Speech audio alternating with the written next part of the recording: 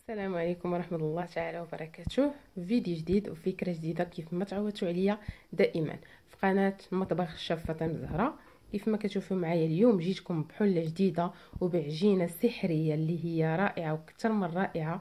كلمة رائعة قليلة في حقها. كيف ما كتشوفوا معايا غادي نشكل منها هاد 4 ديال الاشكال. خليكم معايا باش تتبعوا معايا مقادير وطريقة العمل كيف ما كتشوفوا معايا. وما تنساوش تدعمونا بالاشتراك وبلي لايك ديالكم والتعاليق ديالكم لتعم الفائده. خليكم معايا نبداو على بركه الله. بسم الله. ودابا نبداو على بركه الله.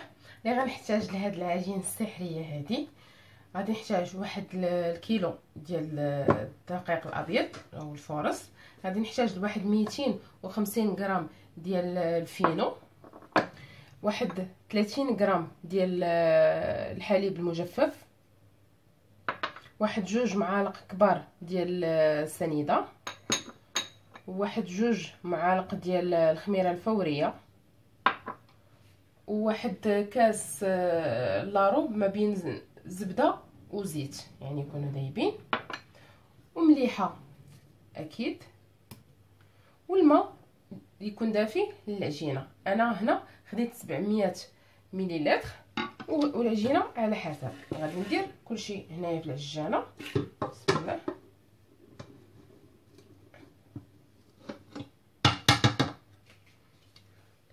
غادي نزيد عليه الفينو، نزيد عليه النيدو،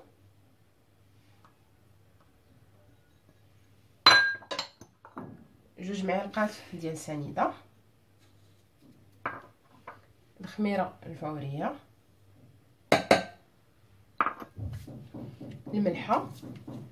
الملحه على حسب الذوق، كل واحد وكيفاش كتعجبو قياس الملحه ديالو اللي كيتناول. وغادي ندير ديك الزبده والزيت صافي، وغادي نركبهم يتعجنوا. خليكم معايا. هاهي دابا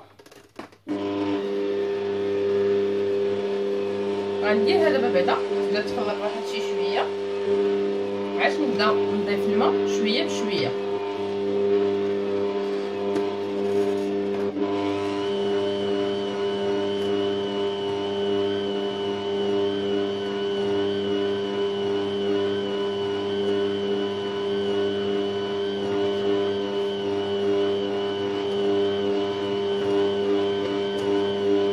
صافي غنبقى بحال هكا حتى نشوف العجينه طابت ليا وتجاوبات معايا. ملي غنسالي غنقول لكم شحال استعملت ديال الماء.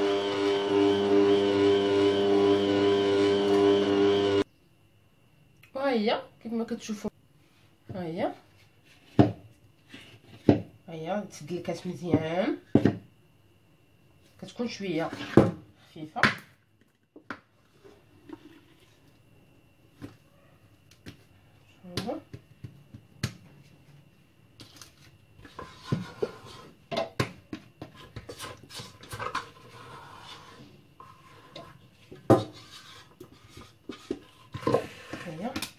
انا حطيتها هنا باش تشوفوا كيفاش كتجي.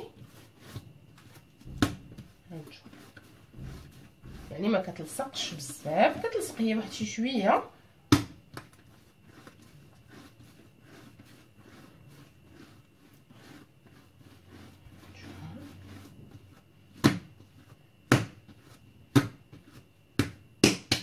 ها هي كما كتشوفوا معايا الملمس ديالها رطب وباينه تدلكات مزيان.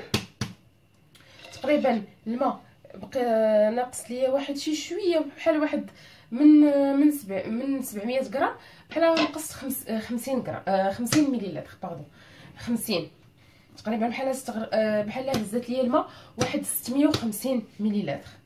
استنى دابا انا غادي نشدها، غادي نديرها في شي اناء يكون نظيف ونخليها تخمر يضاعف ليا الحجم ديالها. انا غادي نقي هذا نيت فاش تعجنات، غادي نحطها فيه هكا وغادي نغلفها بفيلم اليمونتير ونخليها حتى تخمر ويتضاعف ليا الحجم ديالها ونرجع للتتمه. وفي هذه الاثناء هذه اللي شديت دابا العجينه ها هي خليتها كتخمر، غادي ننتقلوا للحشوه. ان شاء الله غادي نحتاجوا 4 ديال الحشوات وانتم على حسب الشكل اللي بغيتو. الحشوه الاولى غادي نحتاج لواحد صدر ديال الدجاج، يعني غادي نديرو الشاورما. غادي نحتاج صدر ديال الدجاج يكون مقطع هكا اصابع طويله.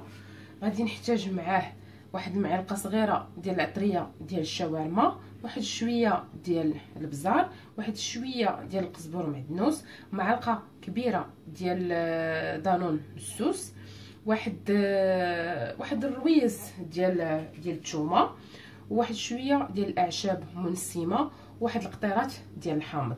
صافي هادشي اللي غادي نحتاجو للشاورما. غادي نخلطها هي الاولى، نخلطها باش تشرب الشرموله ديالها. ونسيت واحد شويه واحد راس معلقه ديال الخرقوم البلدي، غير باش يعطيها اللون، يعني اختياري اللي بغيتو. صافي ها هي دابا موجوده عندنا. والحشوه الثانيه غادي نحتاج الكفته اللي غادي ندير بها ان شاء الله البرجر. غادي نحتاج لواحد حبه ديال البطاطا مسلوقه، ومن بعد ما تسلقات معستها مزيان مع واحد كيري اولا جوج، واحد رويس ديال الثومه، واحد معلقه كبيره ديال الخبز المحمص، يعني واحد شويه ديال القزبر معدنوس، شويه الكمون، شويه القزبر، شويه البزار، سكنجبير، البابريكا اولا التحميره، وشويه ديال الكركم الخرقوم البلدي، مليحه، والكفته. يعني هادشي اللي غادي نحتاج. غادي نخلطهم حتى هما مزيان. صراحه هاد الحشوه هادي كتجي رائعه ديال البرجر هذا، كتعطينا كميه معقوله وكتجي بنينه.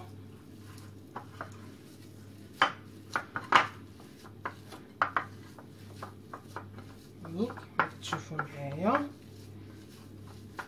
وما كتجيش باينه فيها ديك البطاطا. غادي نمعكوها هكا مزيان.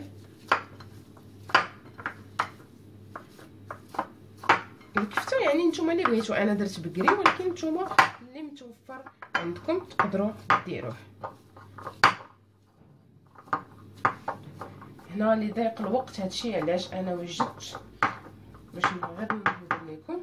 ها هي موجوده، انا حطيتها. الحشوه الثالثه اللي غندير بها البيتزا هي هذه. شديت قريعه فلفله صفراء وفلفله حمراء، واحد الحبه ديال الدنجال وبصيله، درتهم مع شويه ديال زيت الزيتون ومليحه، وشويه ديال البزار، وشويه ديال الاعشاب المنسمه، وشويه ديال الزعتر. صافي وشحرتهم مزيان، جاو بحال مشويين بحال هكا، كيعطيو واحد النسمه رائعه وبنينه. من بعد ما تشحروا مزيان ونشفوا وعطاونا هذا الشكل هذا بحال هكا، من حيدتهم من فوق العافيه زدت لهم واحد العلبه ديال الثوم. والحشوه الرابعه والاخيره غادي نحتاج واحد الكميه ديال كاشير على حسب نتوما شنو متوفر عندكم، وواحد التشكيله ديال لاداند فيمي. انا هنا درت لاداند فيمي بالبزار، درت فروماج فيمي، درت يعني تشكيله مخلطه. على الاقل يمكن هنا فيها واحد 4 حتى 5 ديال الانواع اللي درت ديال لاداند فيمي. وواحد جبلي تقريبا نص يقدر يجمع لكم، ودائما على حسب الحشوه، يعني تقدروا نتوما تكونوا غتضاعفوها وتقدروا تكونوا غتنقصوها. المهم نفس الكميه ديال لاداند فيمي، نفس الكميه ديال كاشير اللي قطعناه مربعات، وتا لاداند فيمي قطعناها مربعات، وجبلي اولا اي جبنه تدهن، يعني على حسب اللي غتجمع لكم الحشوه. درت واحد شويه ديال الزعتر، واحد شويه ديال الثومه غبره، واحد شويه ديال الاعشاب المنسمه، وغادي ندير واحد الخويط ديال الزيت العود وغادي نخلطها. خليكم معايا. هنا زدت داك الزيت العود، دابا غادي نخلطهم بداك الجبلي بحال هكا. انا كيعجبني نخدم بيديا، كنعتذر.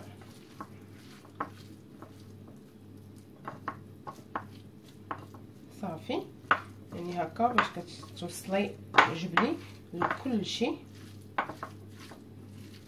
ما ديروش فيها الملحه، ودائما الملحه راه على حسب الذوق. كل حاجه اللي ما كنديروش ليها الملحه هو هاد لادان فيمي هذا، لانه تعرفوا انه تيكون مالح وكالشر مالح حتى هو. صافي ها هي الحشوه الرابعه موجوده. فالاثناء غادي نرجعوا للتتمه، خليكم معايا. ها هي العجينه من بعد ما تضاعف ليا الحجم ديالها.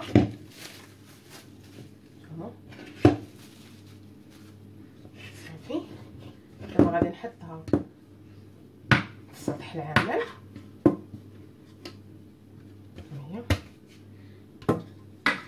زادت سدلكات، زادت ارتبطت، ولات رائعه.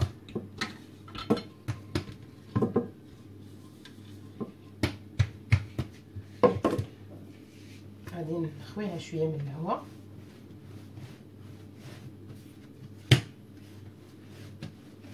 وغادي نقسمها على 4. وانتوما تقدروا تقسموها علاش ما بغيتو، يعني لان هي كتجي مع كل شيء، اي حاجه يعني كتصدق فيها. هاد العجينه هذه اللي انا عطيتكم غتكون عندكم ان شاء الله معتمده. نقسموها على 4.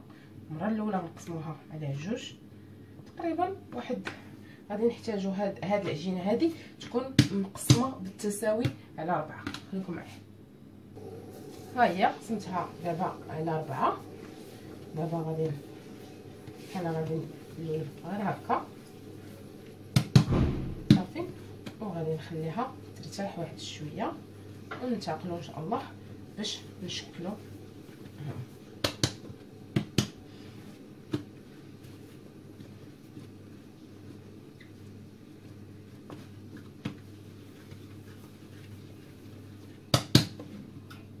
هنا دابا قسمتهم بالتساوي هكا.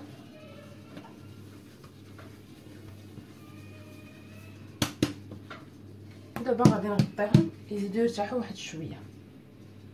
دابا غادي نبداو بالعجينه ديال البرغر، هي الاولى، لان نتوما عارفينها خاصها تخمر لينا، ضروري خاصها تخمر. تقريبا نديرو فيهم واحد 30 اولا 40 غرام في الوحده، نتوما على حسب نتوما اشنو بغيتو.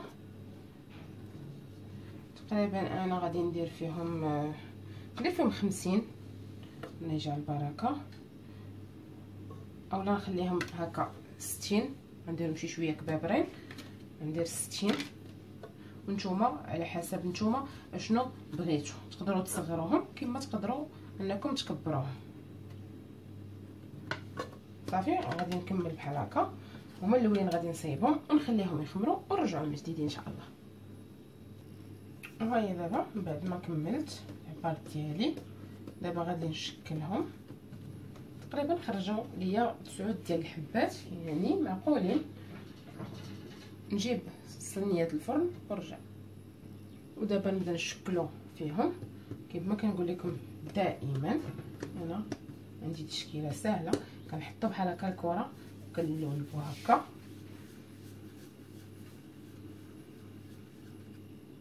وها هي صافي، وكنحط نستمر بهذه الطريقه بهذه الطريقه هذه حتى تنكمل الكميه اللي عندي.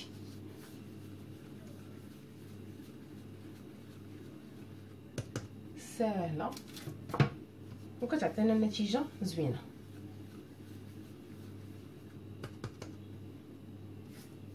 وغادي نضغطوا عليهم واحد شي شويه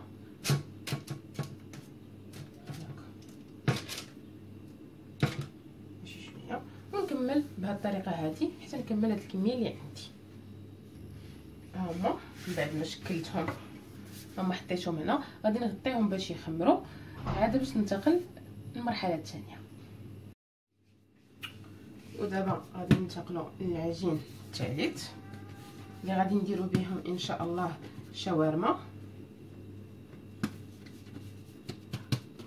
حتى هي غادي نقسموها، ولكن ان شاء الله هما غادي يكونوا نديروهم على وزن نحاولوا نديروا من صغار كيف ما بغينا. انا نقدر ندير فيهم غير 40 باش يجيوني شويه صغيورين. نشوف هذه شحال فيها، هذه فيها 30، هذه جاتني فيها غادي ندير 45 في الوحيده، وغادي نكمل بهذه الطريقه هذه حتى نكمل هذه الكميه اللي عندي. هيا من بعد ما شكلتهم دابا غادي نحطهم يرتاحوا واحد شويه كما كتشوفوا معايا. كنقادو بحال كنديروا ديك الكبيره ديال السمن عادي، كنجمعوها بحال هكا عادي، كنجيو هنا كنبداو نديوها ونجيبو هكا. هنا كتشوفوا على حسب الحجم اللي بغيتو نتوما ديال داك الشاورمات اولا داك الخبيز ديالها بحال هكا. يعني هما باقيين غيتقرصوا، دابا غير غنخليوهم يرتاحوا باش يشدوا لنا الفورمه هكا، وغنستمر بهذه الطريقه هذه. هيا كما كتشوفوا معايا دابا غادي نمشي بهذه الطريقه هذه حتى نكمل هذه الكميه اللي عندي.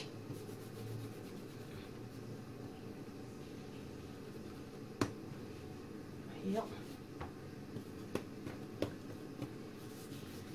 نقول لكم بحال خرجت لي تقريبا من وحده هنايا 5 تقريبا خرجت لي 11 حبه.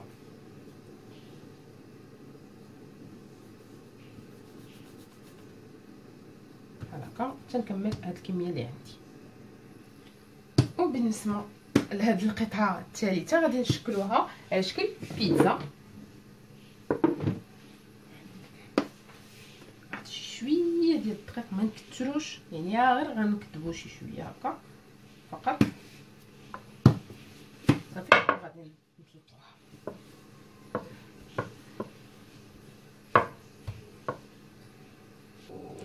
هيا من بعد ما طلقتها دابا غادي ندير لها ثقوب بحال هكا باش ما تنفخش لينا. اش غادي نقطعوها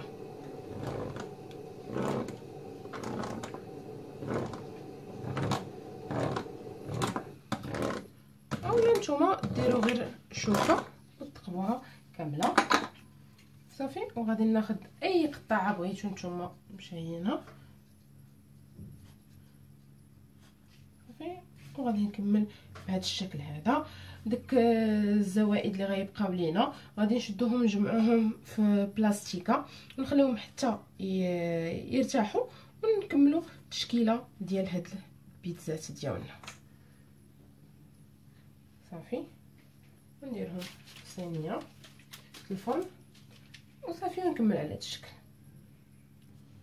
هيا من بعد ما استفتهم هنايا دابا غادي ننتقل نكمل هاد العجينه الثالثه عشان نرجع نشكلهم كاملين ان شاء الله. هاي دابا غادي نبدا نشكل فيها، تيرشوا سطح العمل بشويه ديال الدقيق وغادي نطلقوها.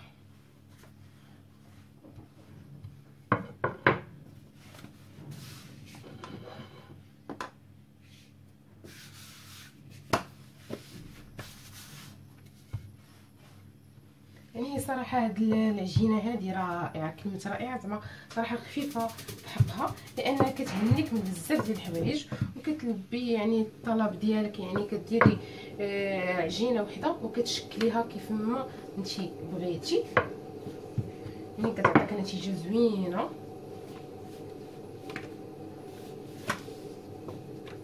دائما العجينه باش ما تخسرش لكم ملي كتقطعوها، دائما فرشوا الدقيق وهزوها ملي تبغيو تقطعوا.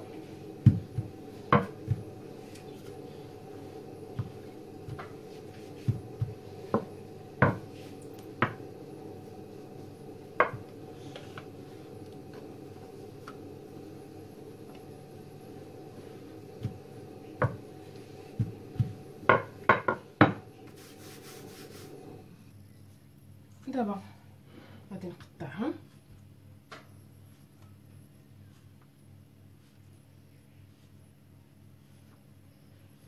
حتى هما نفس الشكل. غادي نجمعوا داك اللي بقى لينا، هاد البقايا اللي بقات لينا ديال العجينه، نعاودوا نخليوها ترتاح ونعاودوا نشكلوهم مره ثانيه.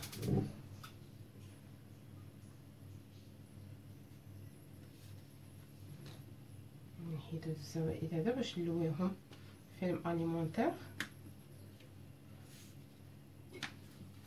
نجمعوها يعني غير كتشكلوها واحد الكويره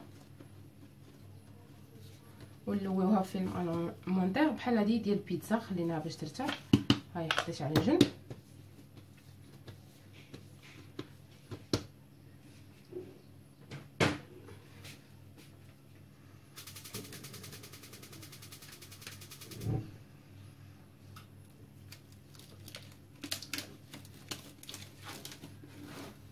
ضروري من هاد العمليه هادي باش تعطيكم الطول.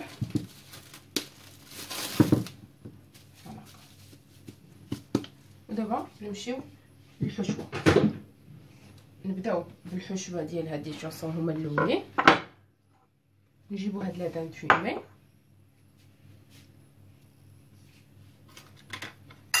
نشدو بعد هاد البيضه هادي نطربوها. هي الاولى.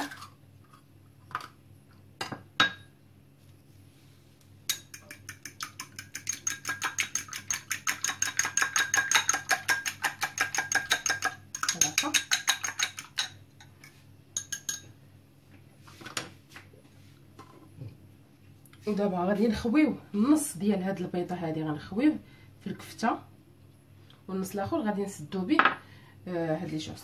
نخلطوا بعد هذا ديال الكفته لاننا غنطيبوها دابا. ما درتش فيها البيض في الاول حتى نبغي نطيبها. انا دابا غير غندخل فيها هاد البيض صافي ونبدا نشكل لي جوز.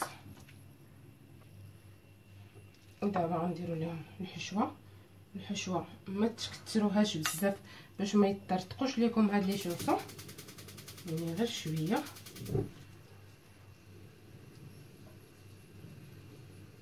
انا سرعت معكم الفيديو باش ما يجيكمش الفيديو طويل، داكشي علاش كنختصر لكم.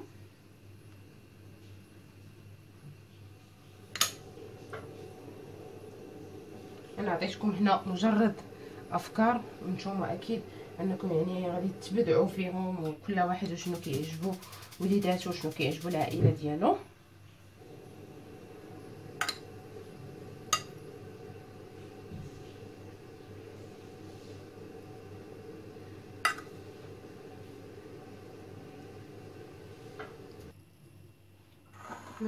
غادي ندير هاد شويه البيضه بهكا بصبعي على الجنيبات.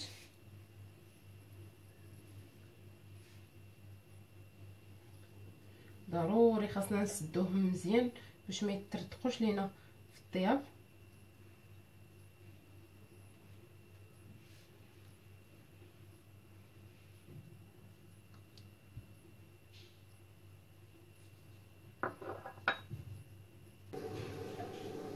صافي غادي نشدو هاد الجهه نديروها على الجهه الاخرى ونسدو هكا، نوركو بالاصبع ديالنا هكا ونحاولوا نهزوهم وتتوركوا هكا بحال هكا، يعني الجهد اللي ما تخرجش لينا حشوه. ونكملوا بهذه الطريقه هذه بحال هكا حتى نكملوا هذه الكميه اللي عندنا كامله.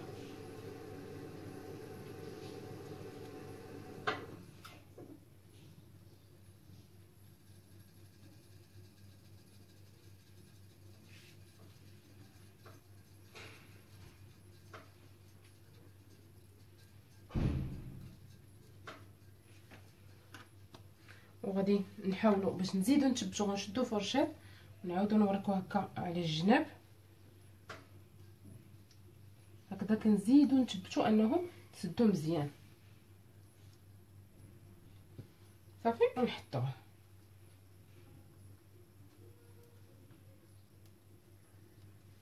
هكا صافي. ونبقى بهذا الشكل هذا حتى نكمل الكميه اللي عندي.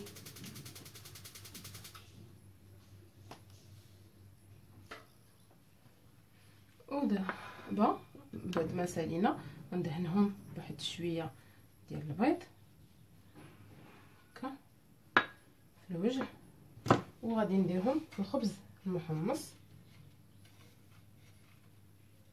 هذه اختياري، يعني مجرد يعني تغيير وصافي. صافي نبقى بحال هكا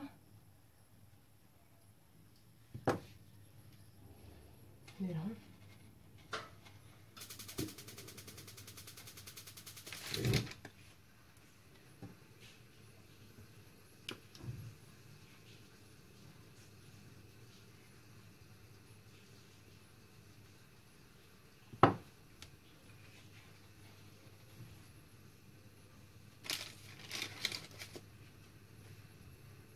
ونبقى على هذا الشكل تنكمل هاد الكميه اللي عندي.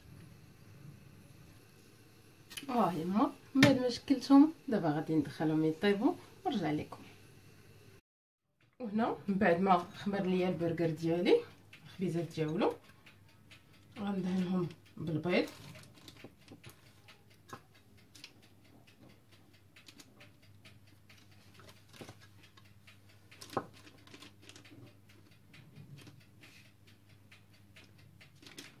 وغادي ندردر عليهم شويه ديال الجاجلان ابيض. الا متوفرش عليكم عندكم البيض ديروا غير العادي اولا الشوفان اولا البافون اللي موجود عندكم. ونكمل بهذه الطريقه تنكمل الكميه اللي عندي. ها هو، ودابا غندخلهم الفران يطيبوا ونرجع لكم من جديد. وبالنسبه للبيتزات ديالنا غادي نديروا ليهم دابا شويه ديال الصلصه، صلصه متوفره عندكم. دابا نشارك معكم ان شاء الله الصلصه ديالي اللي كندير.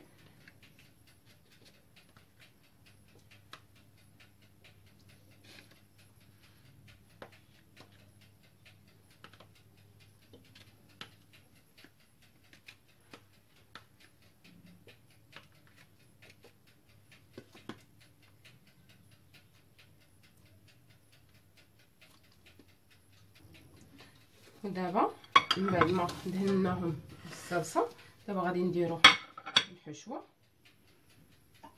صراحه الحشوه تتجي كتشهي بحال هكا.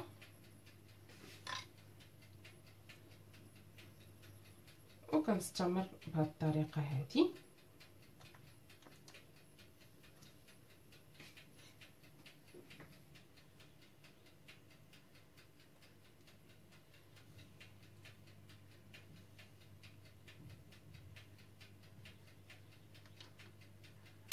وغادي نزينها بواحد شويه ديال الجبن من الفوق، غير شويه حتى تخرج عاد نزيدوها الكماله. ونستمر بهذه الطريقه. وهنايا شديت هاد الكفيته كندير لهم هكا وغادي نحطهم حتى هما في الشابلور بحال هكا. وغادي نحطهم باش ندوز نقليهم ان شاء الله. نكمل بهذا الشكل هذا حتى نكمل هذه الكميه اللي عندي بحال هكا شابلور. وكنشكلها كيف ما بغيت هي. وغادي نحطها وغادي ندير الزيت شويه تكون كثيره وغنخليها تسخن مزيان وغادي نقليوهم. ودابا ها من بعد ما شكلتهم دابا غادي نمشي ننتقل باش نقليهم ونرجع لكم. ودابا غادي نشد دوك ديال الشاورما الخبيزات ديال الشاورما اللي درناهم يرتاحوا. غادي نشدوهم غنديروا واحد شويه ديال الدقيق هنايا في سطح العمل وغادي نكرصوهم. وهاد غادي نطيبوهم في هاد الاله ديال البانيني. ها هي شعلتها هنايا سخونه. غادي نكرصهم واحد شويه نشكلهم. شكلتهم بحال هكا وغادي نحطهم. نمشي للاخرى عاوتاني نكرسها واحد شي شويه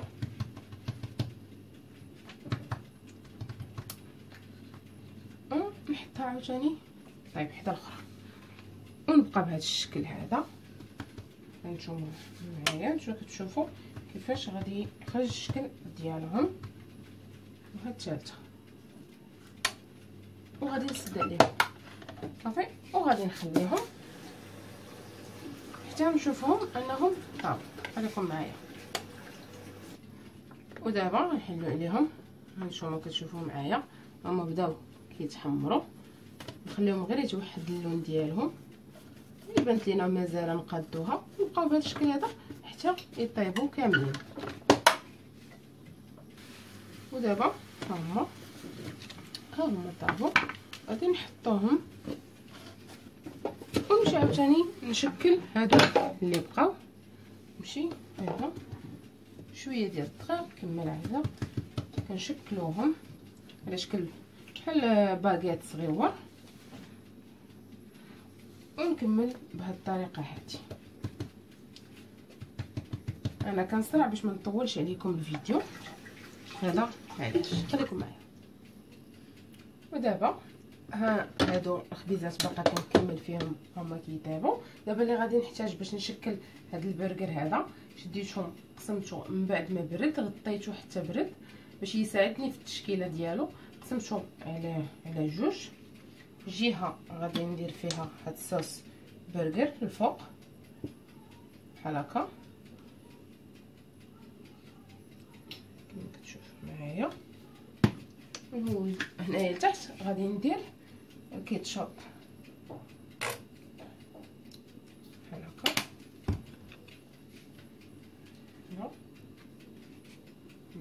هكا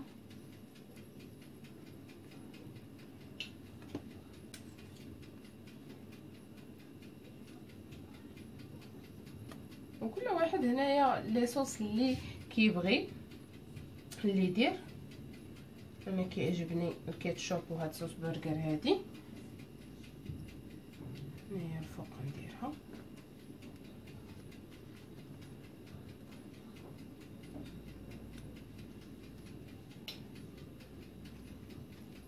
هاي هكا. هنايا غادي ندير شويه ديال الخس هكا غير خصيصه وحده كاع.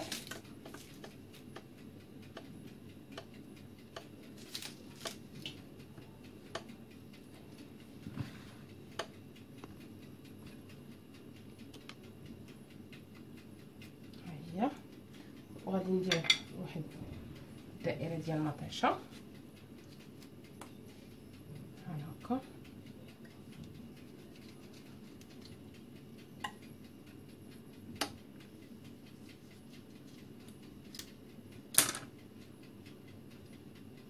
وغادي ندير واحد الكليته. هانتوما كيجيو غزالين ورطبين هشاش بحال هكا.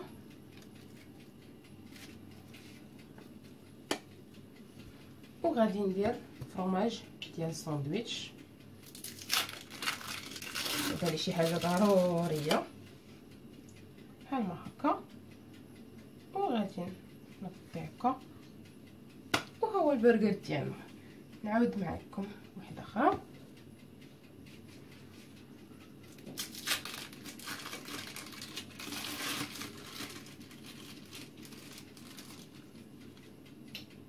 هكا ها هو معنا البرجر. ودابا هي الشاورما شديتها من بعد ما بغيتها. شديت واحد شويه ديال الزويته درتها في مقيله وشحرتها مزيان على بوطه تكون شويه مجهده ما تكونش ناقصه تنشفات صافي وخليتها. هنايا شديت واحد نص بصيله شلطتها صغيره، واحد مطيشه صغيره، واحد شويه ديال الذره وشويه ديال الكورنيشون بحال هكا صافي. هو اللي غادي نزين به هاد الشاورما ديالي. هنا غادي نحلو هاد الخبيزات. صراحه هاد الخبيزات تيجيو زوينين هانتوما كيفاش كيجيو. وغادي نحتاج شويه ديال المايونيز. غادي ندير واحد شي شويه نفرش شي شويه باش ما يجيش ناشف. ندير واحد شويه ديال هاد الخلطه. بغيتو هنايا تبلوها شي شويه الزويته شويه مليحه شويه البزار تقدروا صافي. الطريفات ديال الدجاج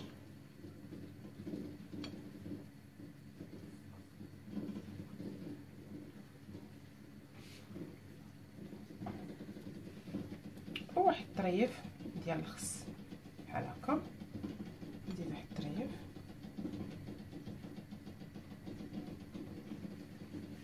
وها الشاورما ديالي موجوده. نعاود معكم واحد اخر بياض غندهنوه شي شويه.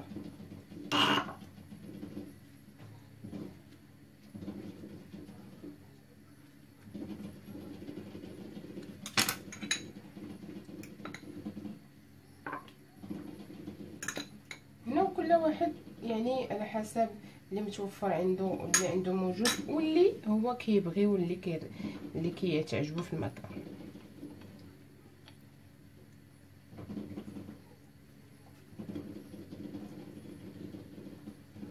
وغادي ندير طريف ديال الخس بحال هكا. بغيتو تزيدوا واحد الخطيط ديال المايونيز من هنا زيدوه، ما بغيتوش تكتفيو غير بهذه الطريقه هذه. وانا نبقى هكا تنكمل الكميه اللي عندي. وها هو من بعد ما شكلته كيف ما كتشوفوا معايا كيفاش كيجي رائع وراقي وما كيطلبش منا مجهود. ما كتشوفوا معنا كيفاش كيجي نتوما، يعني رطب بزاف بزاف بزاف بزاف. يعني صراحه ما عندي ما نقول لكم، يعني العجينه رائعه كما كتشوفوا معايا. خرجنا منها 4 ديال الاشكال وتقدروا تخرجوا منها اكثر ابداعاتكم اكيد. ما نطولش عليكم، فيديو جديد وفكره جديده ان شاء الله. استودعكم عند الله الذي لا تضيع ودائعه في فيديو جديد وفكره جديده ان شاء الله. الى اللقاء.